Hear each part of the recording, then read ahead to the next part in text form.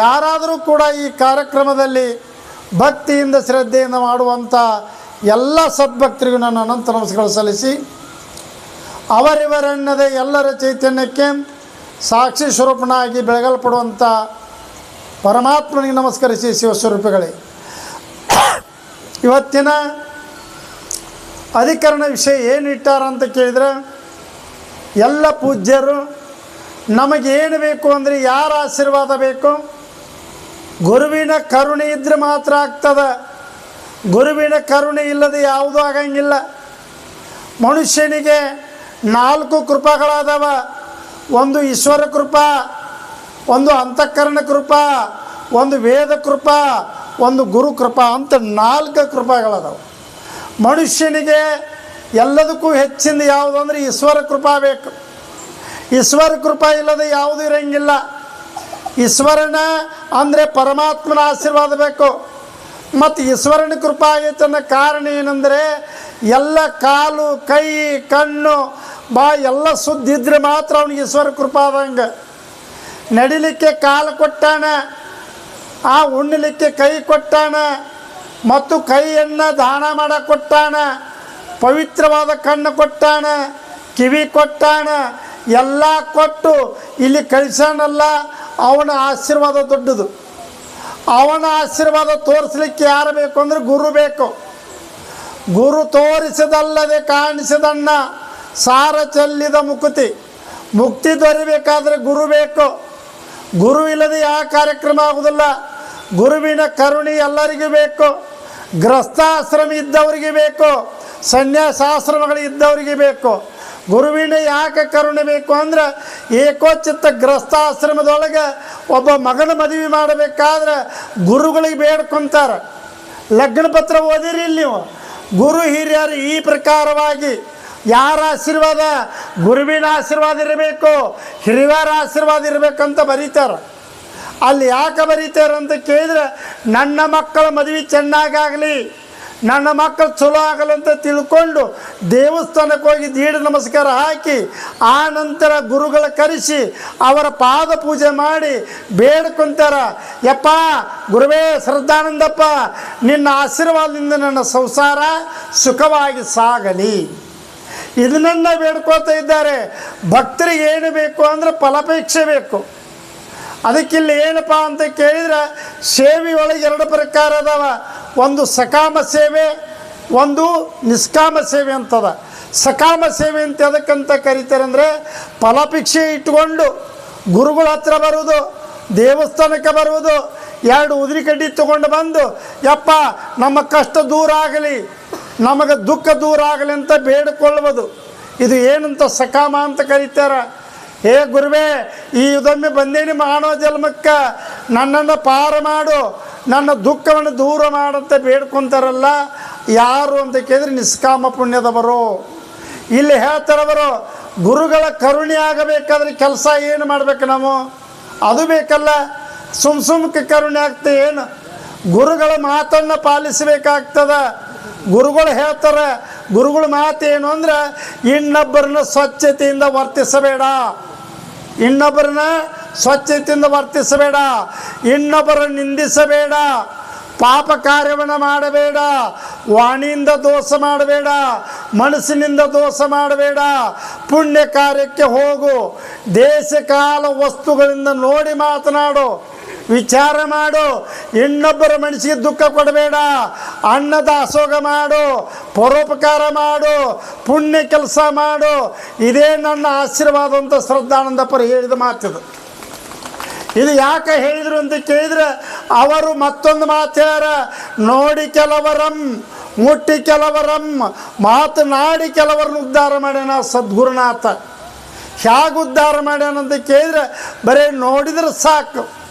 ಅವ್ರು ನೋಡಿದ್ರೆ ಎಂದು ಉದ್ಧಾರ ಆದ್ರಂದ್ರೆ ಅವ್ರು ಉದ್ಧಾರ ಆಗ್ಯಾರ. ಮಾತನಾಡಿಸಿ ನೀನು ಹೇಗಿದ್ಯಪ್ಪ, ನಿಮ್ಮ ಮನೆಯೊಳಗೆ ಎಲ್ಲರೂ ಆರಾಮಿದ್ದಾರೆ, ನಿಮ್ಮ ಹೊಲದ ಪೀಕ್ ಚಲೋ ಅದ, ನಿಮ್ಮ ಮಂದಿ ಎಲ್ಲ ಚಲೋ ಅದಂತ ಕೇಳಿ ಅವ್ರನ್ನ ಆಶೀರ್ವಾದ ಮಾಡ್ಯಾರ. ಮುಟ್ಟಿ ಕೆಲವರಮ್ಮ ಅವ್ರನ್ನ ಏನು ಬೇಡ ಅಷ್ಟ ಮುಟ್ಟಿ ಅವ್ರ ಕೈಲಿಂದ ಹಸ್ತದಿಂದ ಮುಟ್ಟಿದವರು ಯಾರು ಶ್ರದ್ಧಾನಂದಪುರ ಉದ್ಧಾರ ಮಾಡ್ಯಾರ. ಇಲ್ಲೇ ಪವಿತ್ರತೆಯೇ ಬೇರೆ, ಸ್ವಚ್ಛತೆಯೇ ಬೇರೆ. ಪವಿತ್ರತೆ ಅಂದ್ರೆ ಆರೋಗ್ಯವಾದದ್ದು, ಸ್ವಚ್ಛತೆ ಅಂದ್ರೆ ಆರೋಗ್ಯವಾದದ್ದು. ಪವಿತ್ರತೆ ಅಂದ್ರೆ ಹಸ್ತ, ಅಪ್ಪ ಅವ್ರ ಹಸ್ತ ಮುಟ್ತೆ ಅಂದ್ರೆ ಎಲ್ಲರೂ ಪರಿಶುದ್ಧ ಆಗ್ತಿದ್ರು.